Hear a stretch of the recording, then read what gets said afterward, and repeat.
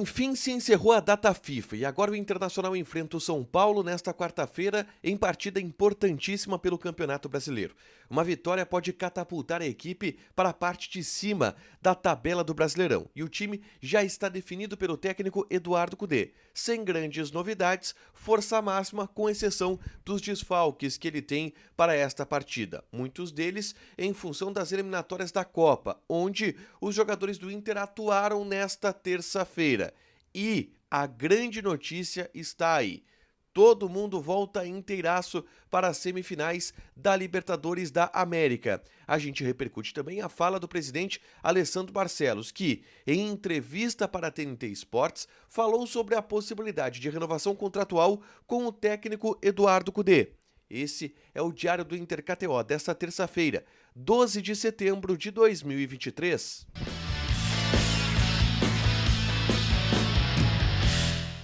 Tudo bem, gente? Obrigado pela participação aqui. Não esquece de deixar teu like, te inscrever, de ativar as notificações.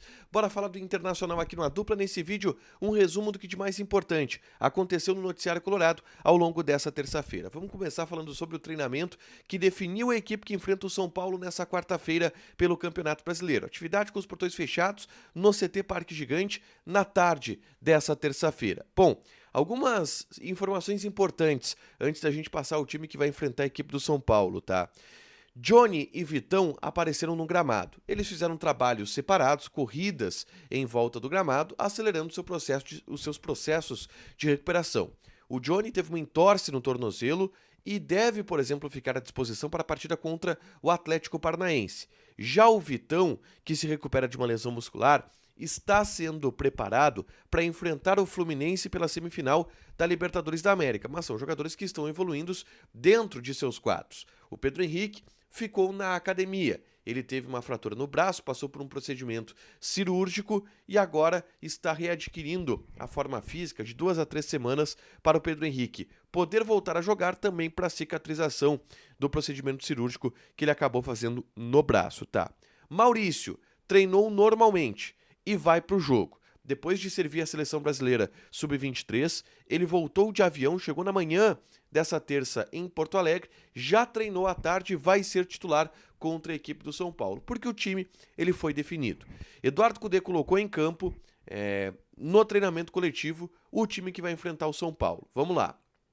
Keiler no gol, Bustos, Hugo Malho, Mercado e René. Sem novidades na defesa, Hugo Malho e Mercado sendo mantidos como a dupla de zaga titular do Internacional, na ausência de Vitão. O meio-campo abre com Gabriel, na ausência de Johnny. E tem Bruno Henrique, já que o Arangues jogou pela seleção chilena. Maurício e Wanderson complementam o setor.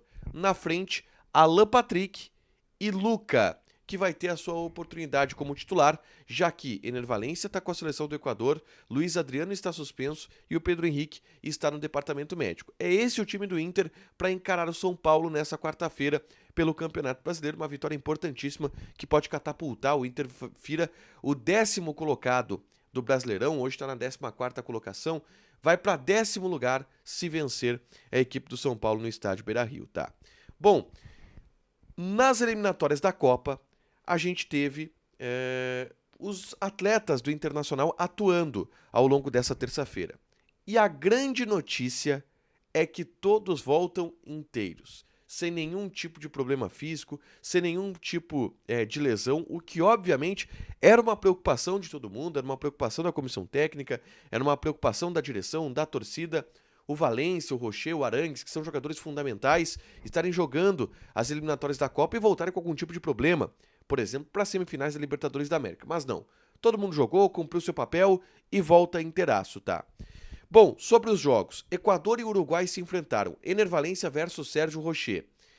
Quem levou a melhor foi o Ener Valencia, porque o Equador venceu a seleção do Uruguai pelo placar de 2-1. Mas no duelo Ener Valencia-Rocher, o Rocher levou a melhor.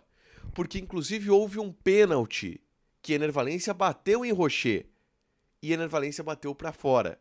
Rocher não defendeu o pênalti, mas levou a melhor no duelo contra o Valencia, mas o Valencia levou a melhor do duelo contra a seleção do Uruguai, porque o Equador venceu pelo placar de 2-1. O outro colorado que entrou em campo nessa terça-feira foi Charles Arangues, que pela seleção chilena enfrentou a seleção colombiana em casa nessa terça-feira. Um empate em 0-0, onde Arangues foi reserva do Chile. Ele entrou no segundo tempo, tá? Ele perdeu a vaga no time titular em relação ao último jogo.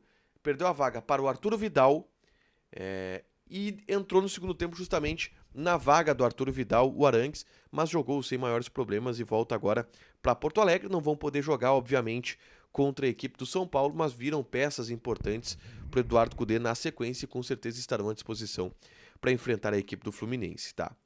Na tarde dessa terça-feira, falando sobre o jogo contra o Fluminense, eu repercuti uma fala de Ener Valencia em entrevista para o pessoal do Globo Esporte, que repercutiu muito no Rio de Janeiro, porque por lá tem se adotado um tom de que o Ener Valencia foi prepotente na entrevista, porque disse que o Inter preferia enfrentar o Fluminense nessas semifinais.